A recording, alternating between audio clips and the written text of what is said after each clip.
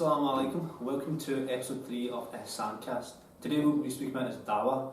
Last week what we spoke about was, we literally just spoke about, we gave some practical tips on Ihsan and how to achieve it. We gave some examples and what would be practical tips here and there, which we felt kind of nicely leads on to today's topic, which is Dawah. As you can see, we've got Nav back today. This is Dr. Nazim Ghouri.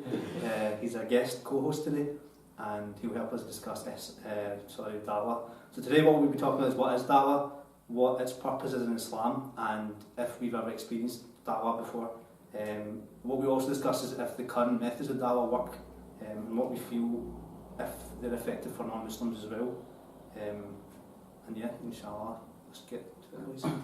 So what do you think? What is first of all, what is Dawah? Because we hear it all the time, but what does it actually mean? So I've quickly had a look earlier before coming, and words like to invite, to call, things like that would come up. Okay. So inviting people to Islam really, and calling people to Islam. Right.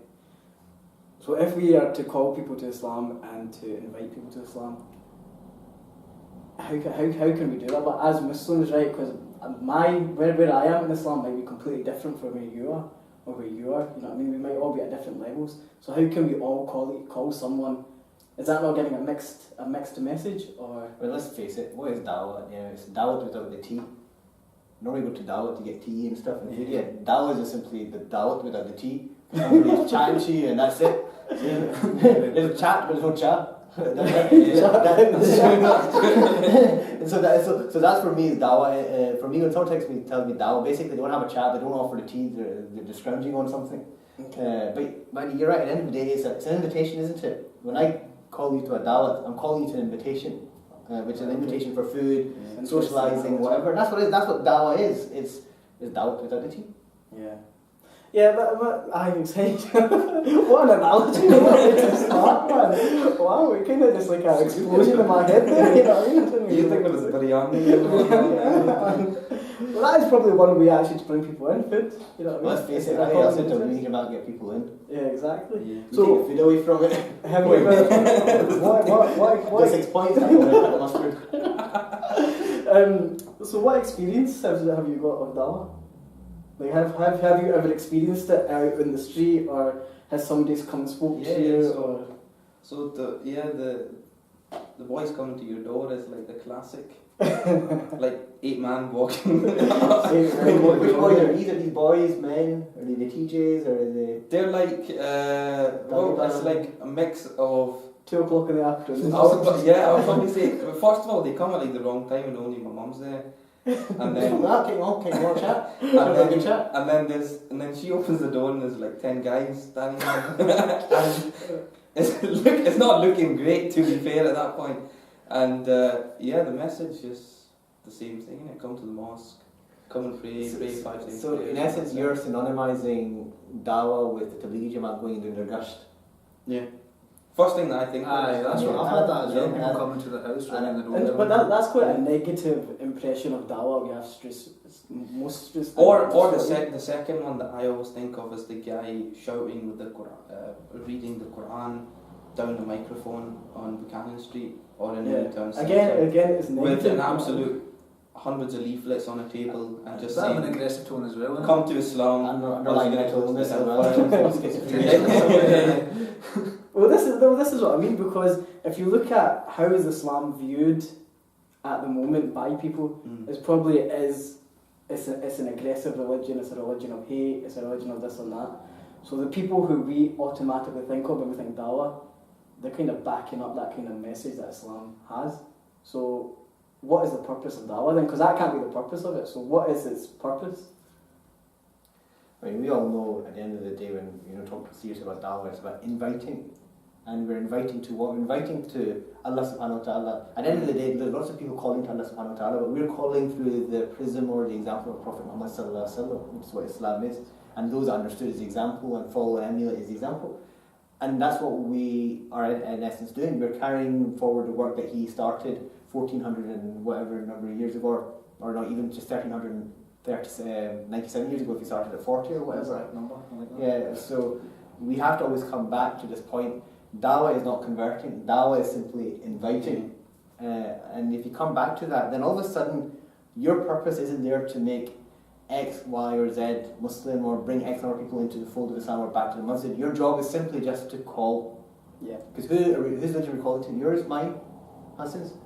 We're calling to Allah subhanahu wa ta'ala's religion. Yeah. Therefore, whether they accept or not is between them and Allah subhanahu wa ta'ala. We're only going to ask, did you call? Yeah. So why should we give an answer for something we're not going to be asked about? We're going to ask about, did you call the best way, as per the verse in Surah Al-Imran. Yeah. Or Surah, I can't remember which one, but the point is, that's what we're asked for. We sometimes, what happens is, because we get attached to a mosque, an organisation, a mission, or a particular kind of ideology, we sometimes lose the wood from the trees. Wood from the trees? That's a brilliant analogy again. Yeah. That's 2 for 2. You know? It's 100%. No, it's true, because the thing is that when you are fixated with an ideology, or you come in with that kind of perspective, straight away you lose the one thing which you should always have, and that's ikhlas, sincerity in giving the message. Yeah. As Dr. Nazim said, it's as simple as that. You have no control over that person. The only thing that you can do is call them towards the religion. You have no control over their fate. Yeah. So therefore, your response has to be the most sincere approach that you can do, and understanding that everything else comes from Allah subhanahu wa ta'ala. Yeah. When you have that approach straight away, that mentality, you change, and naturally you change. You become, when you're more sincere with people, your voice, the tone of your voice drops. This is what Your attitude drops, the tone of your voice drops. The way you speak to someone is totally different from telling them. Yeah. You know, rather than telling them, conveying is different from telling. Yeah. Yeah. Well, this is where a lack of judgment comes in as well. So, when I've previously spoke to people about Islam, one of the things that somebody said to me, and this kind of shocked me, somebody said to me, well, get off your high horse. And I was completely shocked, because I wasn't coming from that avenue at all, you know what I mean? I wasn't trying to like tell somebody or explain to somebody, I was just trying to explain what the religion is to them. But I think when you're speaking to people, and you know, people are all on all different types of levels with their religion, so it's important to not kind of come across like you're telling them what to do. Well, see, this is the thing with Dawah, is when you are first introducing someone to a particular aspect or to the religion or whatever, the first thing is that first impressions count. You know, in behavioural psychology, first impressions count. The second thing is that people normally remember bad experiences far more than they remember good experiences. Yeah. So if your first impression is a bad experience, you're going to remember that more than anything else. So Dawah, when you're giving Dawah, you're inviting someone towards a religion. Yeah, and most importantly, you're inviting yourself to the religion. Yeah. Because when you're doing Dawah, what you're trying to follow Prophet Muhammad sallallahu alaihi wasallam. So if when you're starting off interaction, the Prophet sallallahu alaihi wasallam is not your primary focus at that point in time, why are you calling? Yeah. Because what example are you going to follow? So if you're going to start inviting people or whatever, the purpose is that you're trying to actually convey a sunnah. You're trying to convey some aspect of the sunnah to that person. And because the sunnah is beautiful, that beauty of that sunnah then registers in their heart, which then automatically causes the next step in terms of that curiosity or whatever. And obviously people have baggage, people have past, people will be defensive from the outside. Your job is not to do that. Your job is actually to smile and not even say anything. As a doctor, I see patients who on face value may look Muslim, the name might be such or whatever, but one thing is that we don't judge people. I make a lot of observations, I don't do judgments, but I see a lot. And one thing I realise is that people might look right in the face, but they're not practicing. People might look a million miles away, but they're part of it. My job isn't there to judge. My job is to observe, so that it opens my own eyes up to the diversity of our faith. So when somebody starts speaking to me, the number of times, just simply not, my intention isn't even to call them to anything. My job is there to follow the sunnah in terms of show compassion and practice my profession in the form of sunnah. That in itself is a dawah without explicitly stating it. 100%. But if they form a rapport with me, and as a result of it, they do one dhikr of Allah subhanahu wa ta'ala, they even just give one salam, that is the first step. Yeah. And because remember, what was before? Nothing. So it's all relative to zero. One relative to zero is the same as 100 relative to zero. It's something or nothing. Yeah. And I remember very well when I was the president of the ISOC in Edinburgh, going back to 2000 years. and Not far off. 18 years. I mean, looks are deceiving, aren't they? You look my older brother. Allah blesses people in different ways. So the lady, we had an event in the masjid, and this lady, this is what we call her. She's a medical student. I was fourth year. She was first year. She messaged me saying that I want to have more questions about. I've got some questions about Islam because she'd come to talk to the history of Islam in the West. And I said, I don't want to convert, I've got some questions. Look, my job isn't to convert you, I'm just here to answer some questions. That's exactly what I said to her.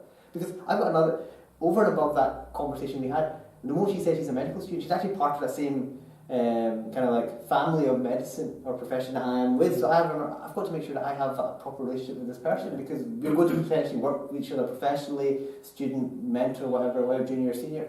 And I said to her, look, anyway, my job isn't there to convert you. I'll try my best to answer your question. If I can't, I'll direct you to someone who can. Yeah. I'm not going to promise to answer your questions. Yeah. And alhamdulillah, a year later she became Muslim. That's amazing. Well, that's something, Dawah, it's all about sincerity. You know what I mean? It's all about being sincere in what you're trying to do and where you're trying to go with it, and not. Well, like Shaykh Hamza Yusuf puts it perfectly. He goes, Dawah is with your actions and not with your tongue. Yeah. And that is essentially what you've been saying. Yeah. Your actions, not your tongue. I think like, it's so simple, but like that is what it's all about. Yeah, unless you're playing a trumpet, in which case you might be playing a tune now. Well, you brought Hamza Yusuf. Okay, let's go back to Hamza Yusuf's father's story. Now, Hamza Yusuf, revert, mashallah, or convert, more appropriate term to use. Was his father a Muslim or not Muslim? He was not Muslim. He was not Muslim. No, he died as a Muslim. He died as a Muslim. Yeah. So he died as a Muslim. But who did he take his shahada with? The doctor looking after him when he passed away. So Shaykh Hamza Yusuf being Shaykh Hamza Yusuf and all, mashallah, everything at his fingertips and feet. Is that what inspired you to become a doctor? I mean, because his father died like last year, and I've been a right. doctor for about God knows how many years. But the point I was trying to say was that even a sheikh can't guarantee somebody's conversion or whatever. Allah deserves, and it might be just because that position that doctor was in terms of the relationship he had and sincerity he had, Allah gave him the opportunity to get the reward. Maybe the reward of looking after him was the fact that he became Muslim and he gets the reward for that person entering Islam. Allah knows best, but the point I'm trying to make is that all you're doing is inviting, as Shaykh Hamza Yusuf probably has been inviting his father formally and informally for so many years. Yeah. But when did he when did he bite at it? In the last few weeks, he passed away with his physician. And that's the reality of Dawah. Like you said, you can be a sheikh in that, but the reality of the Dawah is that it's Allah's religion. He's simply using you as his means. Yeah. Now, you talked about Ihsan, didn't you, last week? It's and called you also Ihsan cast. it's called Ihsan cast. But you're talking about in terms of like how obviously we're trying to see Allah subhanahu wa ta'ala, if not we accept He's seeing us. And one of the hadith that we often talk about, the hadith of Imam Nawawi, in terms of like Allah becomes the eyes by which we see, the hand by which we strike, and the foot by which we walk. And that's fine, Allah being your means. Yeah. Is it not better that we are Allah's means? So what do you mean by that exactly? So, for example, if you become Allah's means, so Allah, you say, Allah, look, I don't know what's best, just use me for your cause. Okay. Who's going to service those means? If you're saying Allah for your cause, who's going to service those means? Yeah. Allah subhanahu wa ta'ala. Now, would you rather you service yourself, or you rather Allah subhanahu wa ta'ala serviced you as a means or as a vehicle for His message? Allah serviced you. Exactly. And that's where it comes back to when it comes to giving dawah. All you're saying is, Allah, you chose, for whatever reason, I don't deserve it, you chose me to utter some words of your religion and to do the Prophet to this person. Yeah. Or I did some action reflective of that. I didn't deserve it, but you let me do it. Yeah. And for the person doing dawah, you say, Allah, accept it from me and forgive me for any shortcomings in it and sincerity, and I don't repeat the same mistakes I made. Yeah, there's a story of Imam Junayd al-Baghdadi, rahmatullah alayhi. Imam Junayd from the Salaf, and there's a Christian man that comes to Imam Junayd. Actually, he goes to all other awliya of the time of Imam Junayd, and he's a Christian, he's got a cross and he hides his cross. And he goes to the other awliya and they speak to him, but he never takes a shahada from them. Yeah. And when he goes to Imam Junayd and he says to Imam Junayd, like, I want to convert to Islam. And Imam Junayd says, I know you do, what you need to do is you need to remove the shackle that you've got between your neck and convert to Islam. And he says, you know, I went to all these other awliya or walis of Allah subhanahu wa ta'ala, and he says none of them knew what you knew, that I had this cross and that I was a Christian. And instead of Imam Junayd saying, well, you know, that's a sign of me being a wali or whatever, he said exactly what Nazim said, that Allah has just made me, that you are going to take the shahada from my hands. Allah has made me that person, that's all it is. He's made me that means. Yes. At the end of the day, remember, the more you are given, the more you're accountable for. So if Allah gives a person waliyat, then he knows he's got to be accountable for it, because all of a sudden Allah's given him certain blessings that he's going to have to give an account for. Yeah. So what does he try to do? He tries to hide from it, he tries to shy away from it, and he just tries to use it for his purpose, and he has a degree of humility and he just said, look, I'm there, I did it, whatever. Yeah. What's more important, you took the shahada and then you become a slave of Allah subhanahu wa ta'ala. We're all creation, but not all of us get to be slaves. Yeah. And you've gone from creation to slavery almost, and therefore it's all about you, it's not about me. Yeah. It's about you. And that's what it is. I mean, I was very fortunate that when I studied and when I worked, a lot of people were becoming Muslim. We had the Discover Islam exhibition in the masjid, and I was very fortunate to witness and be part of people taking shahada. I won't hide that fact. But at the end of the day, when I look at it, I said, what does that count for at the end of the day? Because I still have to go and give an account for myself. Yeah. And if there's any insincerity in that, it doesn't matter how many people become Muslim. Yeah. They all become proofs against me. Yeah. It's all about being sincere. And that's the reality when it comes to dawah, is that it starts off with the da'i and the sincerity, because if that is there, then inshallah Allah will cause that light to shine. Whether He causes it or not, it'll still be there. It's just whether the other person, the veil is lifted for them to see it. Yeah. And I think one thing you all realise, I think I'm maybe a few years older than all of you, is that I've made more mistakes than you guys have. That's the reality of it, because I've been through what you've been through. And one thing you realise is that it's moving away from the self, in terms of I'm doing this, I'm doing that, to Allah use me or let me or whatever, and it all comes out to fact, have I done a job that's good enough? Yeah. I think that's important. When it comes to dawah, you need to be aware of who you are and where you are and the person that you're talking to, and not judging them, because people come to Islam from any place. Yeah, see, this is why you can come from anywhere. So yeah. Then you hit the nail on the head with the kind of maturity as well. You get a lot of converts and stuff who straight away, even before learning the basics, and go out and start to give dawah and preach straight away. So there's loads of people on YouTube and stuff and all of that, where straight away they're going on YouTube and preaching, and which is giving an impression of Islam that's not. Well, what happens is a lot of the time they're going to make mistakes, or they just don't have the knowledge to be able to do that, and therefore it requires maturity as well. One part of giving dawah is, like I said, yourself. You have to have maturity and know your own ability as well. Yeah.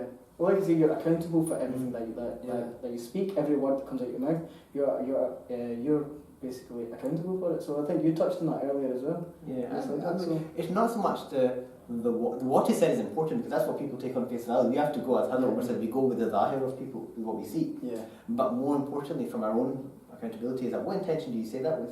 Yeah. Now we know from the story of Khidr and Musa alayhi salam, that Khidr said and did things that perhaps were a bit unusual, but Musa alayhi salam, the Prophet, was put in his company to learn. Yeah. So on face value, that thing doesn't make sense, but if you trust a person who's doing it, then obviously you stay patient, and your adab is to learn from it. When it comes to dawah, you don't have that, because the other person may be defensive, may already have some kind of negative impression towards you, and that your job isn't even to change that. Yeah. Your job is not to even change that. If that person is nasty or whatever towards you, it doesn't matter. There'll be still some benefit in it for you and for him, inshallah, or her. And we as human beings have to, and that's the thing, when you're doing it personally, you take hurt when somebody says something to you. And I remember the story of one of the scholars of Syria. They were going collecting money for Darul Fat, which is where Sheikh Rizwan, Sheikh Aslam has studied. And he was going asking for money, and then the shopkeeper, a lot of people had a lot of negativity towards the institution.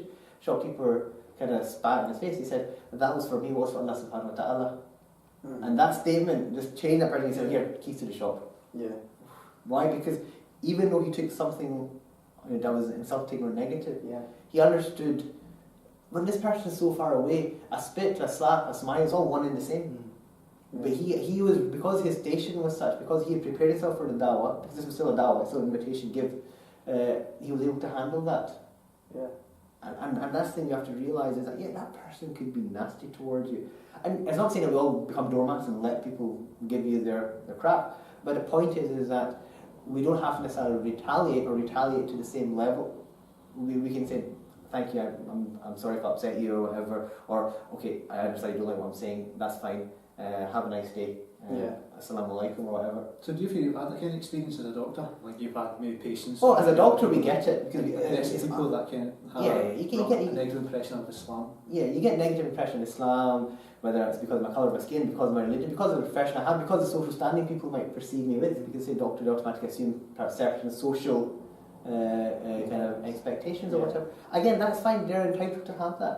But the point is, the reality is, I'm in a position where I'm able to help that person in a physical sense.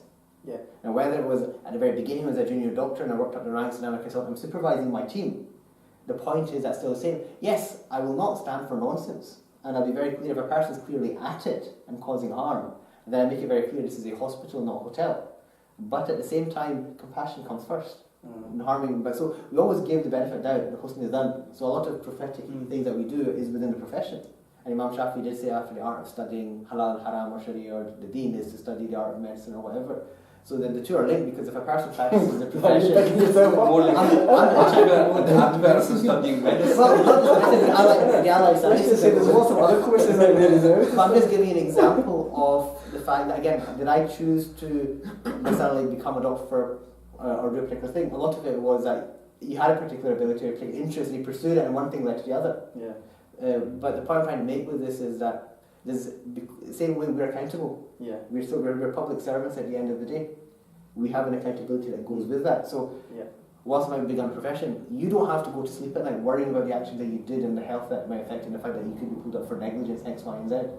So we're just the benefits might be high, the stakes are high as well. Yeah. But coming back to the whole Dawah thing, again, it's about understanding that the Dawah it's an obligation, but the ability and the blessing and everything that comes with it is from Allah subhanahu wa ta'ala. Okay. So just on that, you say it's an obligation. Right, so at the start we spoke about how people, when we think of Dawah, we just think of this negative impression, people shouting on the street. So 2 points. A, how practically can we give Dawah then? Okay, just some practical tips on how can we give Dawah. And B, what would be the ideal outcome? Because we said we're not trying to convert people here. So what would be the ideal outcome from Dawah that we give? I think is what Dr. Nazim was saying, basically, like you just change someone's impression. If they're quite aggressive, if they're quite negative, that's the kind of impression they have of Islam. If you as a person that deals with the public, if you're able to change the impression of it, if you're smiling all the time, if you're very warming, good character basically, if that changes their view of Islam and just changes the impression of it, maybe that'll turn them to maybe research it a wee bit or something. So it comes back to what we spoke about in the last few weeks. It comes into Ihsan basically. You know what I mean? What do we have? Not telling people the rules and regulations, but having that sort of inner not inner peace, but I don't know the word, but having that confidence within yourself that you're a good person, as opposed to I know the rules, I know the regulations, I'm going to start telling people, but trying to make yourself a better person. Yeah, if you probably practice and just improve your character as well. Yeah. A bit of good character as well comes into it. So then what would be the ideal outcome then of Dawah? If you go through the Dawah, what should people be looking for? I think when it comes to Dawah, there's two aspects. One is to do with yourself, and the other is to do with the other person.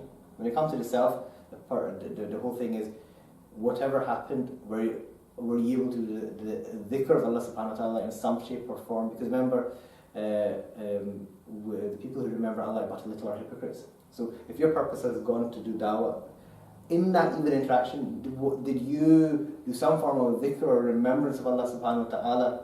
If you have, that's the most important thing from an internal perspective. So that even could just be a smile, to smile at someone. Yeah, and that smile is because you're trying to follow the sunnah, or you're trying to spread peace. So it doesn't necessarily have to be telling somebody a piece of religious text. It doesn't have to be anything to do with, say, the Quran or anything. It could be something as simple as smiling or offering somebody some food or helping somebody cross the road. These are all parts of the prophetic sunnah. How did Prophet Muhammad do Dawah with his neighbour that became Muslim? He went to see why they didn't throw rubbish on him that day. Because the neighbour kept throwing rubbish day after day. One day the real rubbish wasn't thrown. So rather than say, SubhanAllah, no rubbish was thrown on me and do gratitude to Allah subhanahu wa ta'ala, they had fikr. Which means what? Which means the concern. Concern. So dhikr is remembrance, fikr is concern, and dhikr and fikr go hand in hand. So he had fikr. of that Sorry, person. just touch on that again. Dhikr Is is... remember. Dhikr, Fikr and Shukr. Yeah, so dhikr is to remember. Touch on that, I'd like to hear more about that. So- Dhikr, Fikr and Shukr. Yeah, so specifically dhikr and fikr are often used together. So dhikr is remembering. Remembering. So like doing whatever it may be, whether it's the remembrance of Allah subhanahu wa ta'ala, remembrance of anything, but generally dhikr is used for it comes to remembrance of Allah subhanahu wa ta'ala, is doing his litanies or whatever. Fikr is a concern or a kind of remembrance with concern or a remembrance with a kind of worry or anxiety or even just a general kind of deliberation. Yeah. So dhikr and fikr go together. When someone is doing dhikr of Allah subhanahu wa ta'ala, they should be doing fikr at the same time for themselves and for the people around them. Yeah. Dhikr without that fikr, come on, what do you need? You can just put a tape recorder on the CD player and press play. Yeah. The fikr component that comes with that dhikr is what brings the beauty and the essence of that dhikr. So when you go to do dawah, for example, when I say do the dhikr, you're trying to do some kind of remembrance of Allah, you're doing that fikr, that concern for yourself and that other person. Yeah. Now, you mentioned obviously like the kind of like, have you kind of changed a view or something, or have you just even tried to address a kind of mindset? I would take one step back from it. I'd say, have you just simply planted a seed? As long as you... Inception. Yeah. Everything has to start with a conception at the end of the day. You plant a seed. Inception, the film. Inception. Yeah, we plant a seed. Have you watched that film? Yes, I have actually very good When they go memory. into a dream and they plant a Yeah, seed. plant a seed. So, Is that what you're saying? yeah, or the medical term would be conception even, when you plant a seed. Right. But whatever it may be, when you sow that initial seed, all you're there is just to plant it. Allah subhanahu wa ta'ala will nurture it, water it, decide when it grows, when it doesn't grow. He does it with the crops around us. Another beautiful analogy. He's going to do everything comes back to Allah subhanahu wa ta'ala at the end of the day. Yeah. Prophet Muhammad sallallahu alaihi wasallam did dawah to so many people at so many different times. When, for example, did Abbas become Muslim after Fatih Makkah, the uncle of the Prophet Muhammad sallallahu alaihi wasallam? Yet his son became Muslim sooner than that. Yeah. Hazrat Abu Bakr was the first grown adult to take male adult to take the shahada of his Prophet Muhammad sallallahu alaihi wasallam, and we know that his acceptance of Islam is better than everyone else's combined. Yeah, his own father again didn't become Muslim till when? Till after Fatih Makkah. So that concept, you don't think that the father would not have been aware of his son being Muslim or his son's best friend being Muslim, etc., etc. But the point was that when it's your time, it's your time. it's exactly right. It's like with Hajj, it's like with Umrah, it's like with anything else. When it's your time, it's your time. When it comes So to just want to touch, when you think of dawah, immediately, I don't know if anyone else, but I think of dawah as like to non-Muslims. But what about dawah to Muslims? Because as Muslims, we're all at different stages, so we still need dawah as well. So is that different from giving it to non-Muslims, or is it a similar sort of aspect? Do we to come at it from the same point of view? Like we're saying, it's all about our actions, not about our words. Because if somebody's already a Muslim, do they need further dawah? Or does that question not make sense? You talked about Ihsan, didn't you? Yeah. What are the 2 steps for Ihsan? Islam and Iman. Yeah, so you mentioned Muslim, yeah? Yeah. So Muslim doesn't mean Muslim, does it? What's Muslim? Muslim is somebody who has a state of Ihsan. Oh, okay. Wow. So you still need to go from Muslim to Muslim. Does that happen on its own? No. I mean, you might be lucky, Prophet ﷺ might come and give you a dream or something, come your dream or whatever, but by and me that requires an effort, that requires a mentor, that requires some kind of nurturing. Nurturing again is through what? It's an interaction, it's through an invitation of something. Yeah. Because we can't force people to do anything. I think that's what it comes down to, how we interacting with each other, how we judging each other, how we speaking to each other, how do we treat each other. Of course. And then how... So I think with this whole kind of element is that the outcome is left to Allah subhanahu wa ta'ala, and therefore the means is what we should really be focusing on. So how do we actually go about giving people dawah? Yeah. So whether it's Muslims or non-Muslims, rather than the outcome of making someone into one of the awliya, making someone into Junayd al-Baghdadi or Sayyid al-Qadir al-Jilani or whoever, in the same way that our aim to convert someone is at the hands of God. That's not for us. What we have control over is the means in how we do that. Yeah. And therefore that's the most important thing. So what Dr. Nazim was talking about in terms of this idea of Ihsan is the same for Muslims and non-Muslims. Is if they see someone with good character, someone who, like for instance you were talking about like your work, if you take pride in your work and take effort in your work, that leaves a lasting impression on someone. Like if someone went out of your way to do something, like in my mind, I can always remember that person who went out of their way to help me when they didn't have to, rather than that person who just did what they could, or sometimes might say I'm too busy to help. Now that's in our capability. That's Allah subhanahu wa ta'ala has given us the ability to be able to do that. So therefore the means is what we have control over, and that's what we should be looking at more than the outcome of, oh, how do we make this person into one of the awliya or make them more spiritual, or how do, for Muslims, or how do we get 100 people to convert all at once? Like, that's not for us to do. Yeah. That's in Allah subhanahu wa ta'ala's power and control. What's in our power and control is the method that we use. Yeah. And that's why for us, the means is more important than the ends.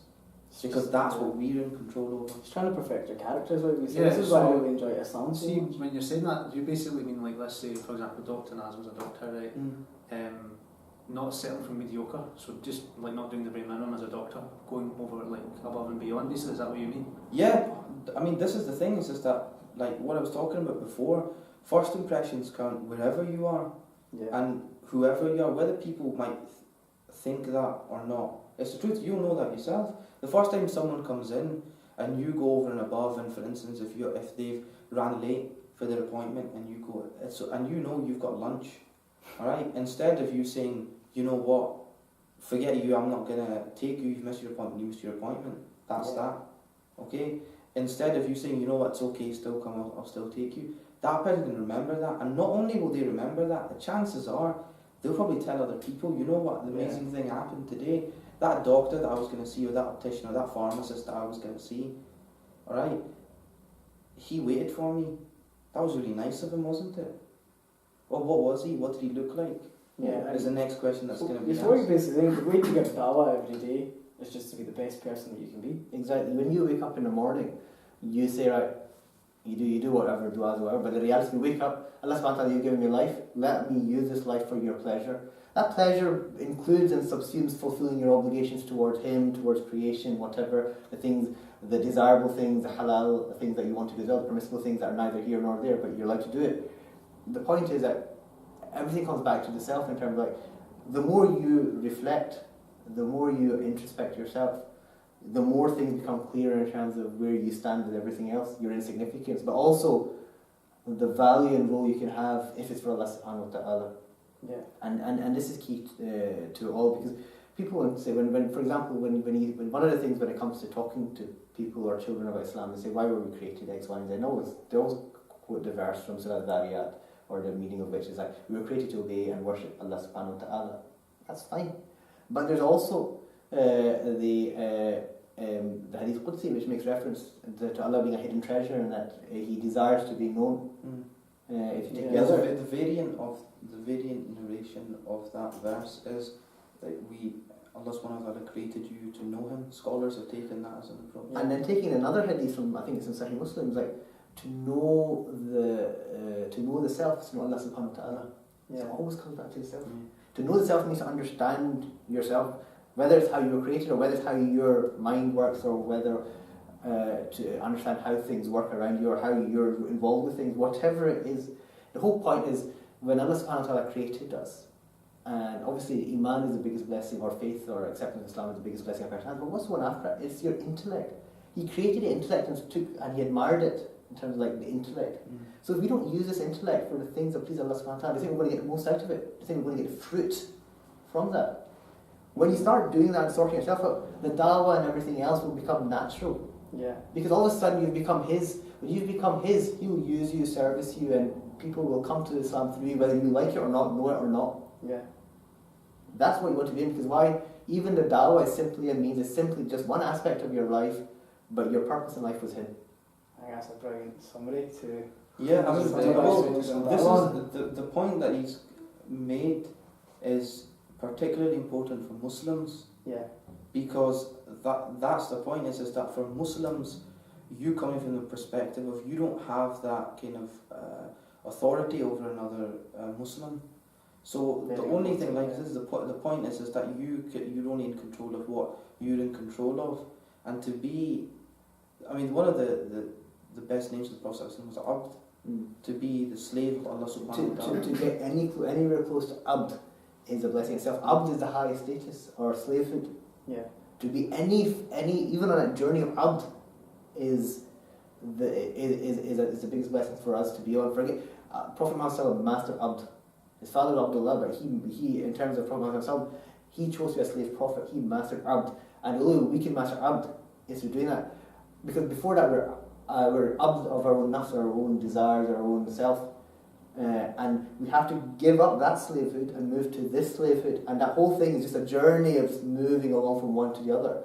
And we make mistakes, we're forgetful, we sin. Fine, Allah created us for that purpose, so that we may repent and reflect and fix what we did wrong. And return back. Exactly the whole point. Because the heart is something that turns the qalb. Yeah. Because if we were only going in one direction, we didn't make that mistake, you'd either be prophets or angels, and we're neither. Yeah. The prophet had ceased this Prophet Muhammad, and we were not angels. But because we had this ability to sin, and because we can go astray, when we do something right, Allah values that more, because we could have done something else. It's a very nice way to end it. Unfortunately, I'm going to have to stop you there. It's been a really nice podcast, man. Some great analogies. Yeah. But in conclusion, what we discussed was Dawah, and basically what we spoke about was just the simple definition of it, to invite, to call. It applies to not only non-Muslims but Muslims as well. How do we do that? It's basically perfecting yourself as best as you possibly can. And I think the best way to do that, or the best example to look at, would be the Prophet Muhammad sallallahu alaihi wasallam, the most perfect characters. So inshallah, I think next week we'll be discussing the Prophet. Inshallah. The character of the Prophet. Yeah, so we'll be discussing the Prophet next week. And inshallah. Hopefully we'll get you back on sometime, I mean, one thing you realise is that the Prophet Muhammad is a timeless blessing, in that, yes, he may have looked and dressed a particular way, spoken a particular language, but the core values that he brought, the wisdom that he carried, is relevant to any time and situation. And it's not that, yes, it's good to emulate him in a physical sense, but more important is emulating him in his character and his intention that he had. And by doing that, you'll do your dawah wherever you are, however you're dressed, because your mind is Prophet Muhammad, Allah, Prophet Allah, Prophet Allah. And one of the our local walis or awliya, like one of the gems he gave me was, he said, look, whenever I do a sunnah, I say whatever intention you did it with Prophet, Ya Rasulullah, I do it with the same intention, whether it's known or unknown. Because he just was attached to it. So hopefully we'll discuss some of that next week. Yeah. Inshallah.